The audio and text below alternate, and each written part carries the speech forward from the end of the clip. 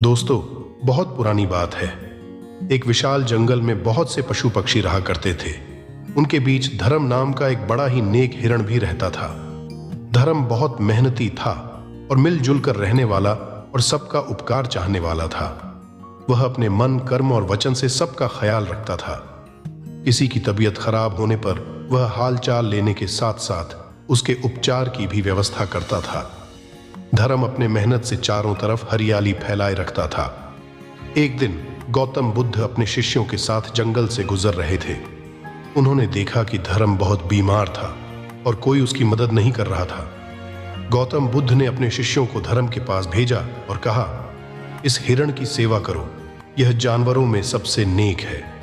धर्म ने अपनी हालत देखते हुए गौतम बुद्ध को बताया कि उसे बुखार हो गया है और जड़ी बूटियों से भी कोई फायदा नहीं हुआ।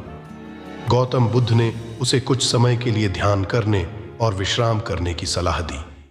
उन्होंने अपने शिष्यों को निर्देश दिया कि वे धर्म की देखभाल करें। इस दौरान धर्म ने देखा कि दो हिरण उसके इलाके में आ गए थे।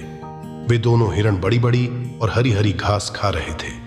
उन्होंने जब धर्म को देखा तो मुस्कुराने लगे। अरे धर्म, कैसी है तुम्हारी तबीयत? हम तो तुमसे ही मिलने आए हैं, तुम्हारा हाल चाल जानने आए हैं। पहला हिरण बोला। दूसरा हिरण भी बोला, हाँ धर्म, हमने सुना तुम्हारी तबीयत बहुत खराब है, हमसे रहा नहीं गया, इसीलिए चले आए हैं। धर्म बोला, तबीयत में कोई इतना फर्क नहीं आया है, लगता है और कोई दूसरी दवा लेनी पड़ेगी। पहला हिरण बोला, हाँ हाँ, अच्छी दवा लेना, अपना ख्याल रखना, तुम आराम करो, हम चलते हैं। धर्म मुड़कर अपने अड्डे की तरफ चला और इधर यह दोनों हिरण फिर से धर्म के इलाके की हरी हरी घास खाने लग गए। पहला हिरण बोला, इस जगह के बारे में जितना सुना था उससे भी अच्छा पाया। धर्म ने बड़ी मेहनत से यह गुलशन सजाया है, चारों तरफ हरियाली ही हरियाली है। देखकर और खाकर तबीयत हरी हो गई। कल धर्म से मिलने के बहाने फिर आऊंगा। दूसरा हिरण बोला, मुझे धर्म की तबीयत से क्या लेना देना, मुझे तो इस इलाके की हरी हरी घास खाना है, मैं भी तुम्हारे साथ कल आऊंगा।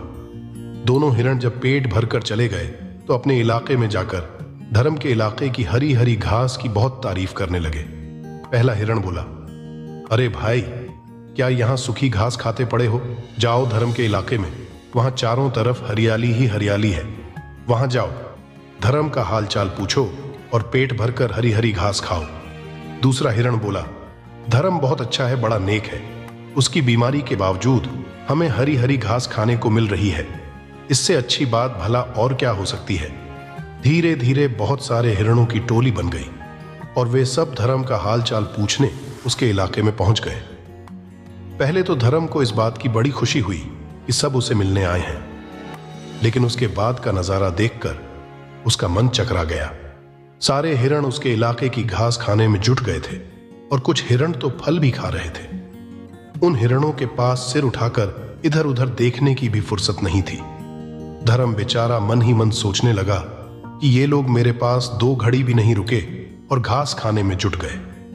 अब अगर यही हाल रहा तो मेरे इलाके की सारी घास साफ हो जाएगी, मेरे खाने के लिए भी कुछ नहीं बचेगा। गौतम बुद्ध यह सब देख रहे थे।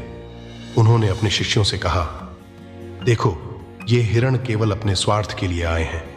हमें हमेशा अपने मन, वचन और कर्म से दूसरों की मदद करनी चाहिए, न कि केवल अपने लाभ के लिए। कुछ देर बाद धर्म का एक दोस्त मोनू भालू आ गया। उसे आने में बहुत देर हो गई थी। वह आते ही धर्म से माफी मांगता है और कहता है, माफ करना मेरे दोस्त, मैं तुम्हारे लिए दवाइयों की तलाश में गया था और आने में थोड़ा लेट हो गया, मुझे बहुत दूर जाना पड़ा। दवाइयां तो मिल गईं, लेकिन आने में देर हो गई, ये तुम खा लो और जल्दी ठीक हो जाओ। धर्म ने दवाइयां खाईं और उसे कुछ समय बाद आराम मिलने लगा। उसका दोस्त मोनू उसके साथ ही रुका रहा। 2 दिन के बाद धर्म की तबीयत बिल्कुल ठीक हो गई, लेकिन उसके खाने के लिए ना कोई फल बचा था और ना ही कोई घास बची थी। उसकी सारी मेहनत पर पानी फिर गया था। वह बहुत उदास हो गया। तब गौतम बुद्ध ने उसे समझाया, धर्म, यह दुनिया बहुत स्वार्थी है। जो लोग सच्चे मित्र होते हैं वे तुम्हारी सच्ची परवाह करते हैं। तुम्हें चिंता नहीं करनी चाहिए। हम सब मिलकर फिर से इस जंगल को हरा भरा बनाएंगे। इस कहानी से हमें यह सीख मिलती है कि मन में कपट रखने वाले मित्र दुश्मन से भी ज्यादा खतरनाक होते हैं। हमें सच्चे मित्रों को पहचानना और उनकी कदर करनी चाहिए।